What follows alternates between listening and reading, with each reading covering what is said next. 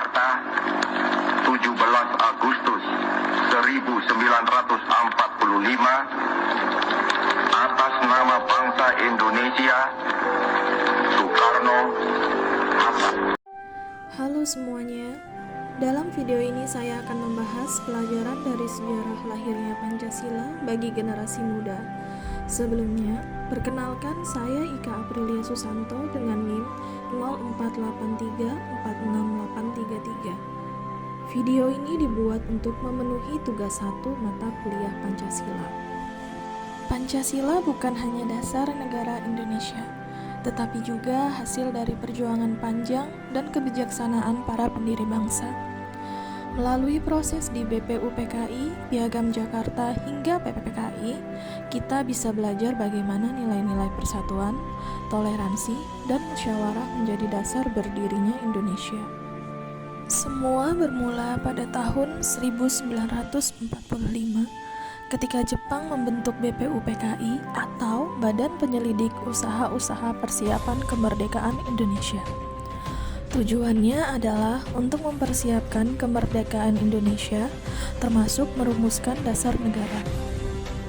Dalam sidang pertama BPUPKI, muncul berbagai usulan dari tokoh-tokoh besar seperti Mr. Muhammad Yamin, Profesor Sutomo, dan Insinyur Soekarno. Masing-masing tokoh memiliki pandangan berbeda, tetapi satu tujuan, yakni mencari dasar yang tepat menyatukan seluruh rakyat Indonesia yang majemuk.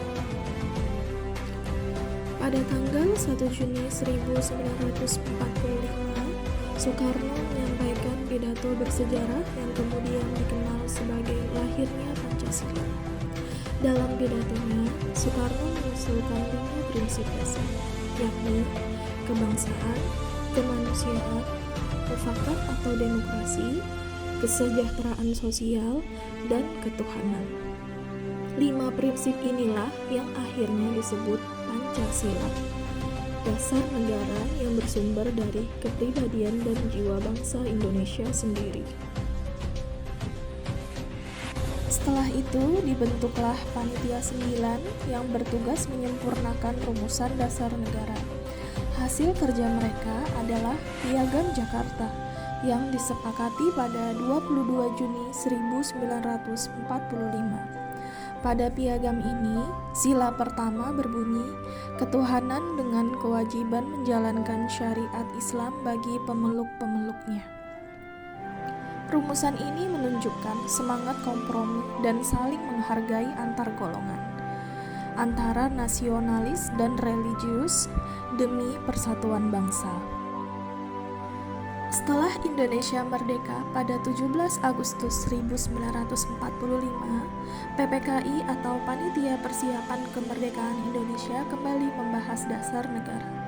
Untuk menjaga keutuhan bangsa, sila pertama kemudian diubah menjadi ketuhanan yang Maha Esa.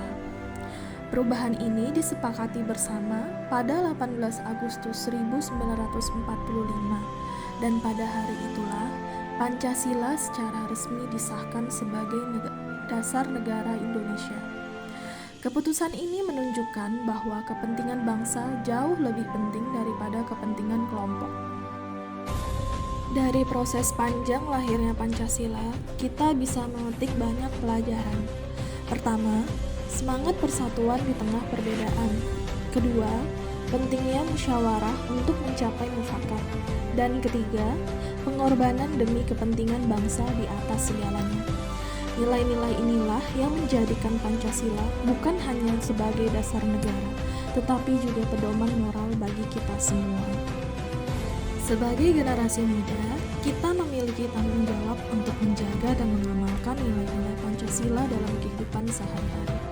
Kita bisa menerapkannya dengan menghargai perbedaan, bersikap adil, saling tolong-menolong, serta menggunakan media sosial dengan bijak dan positif.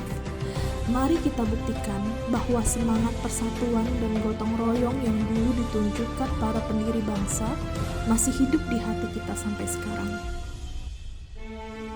Pancasila bukan hanya sejarah, tetapi juga panduan untuk masa depan Indonesia yang damai, adil, dan sejahtera. Demikian video dari saya. Terima kasih.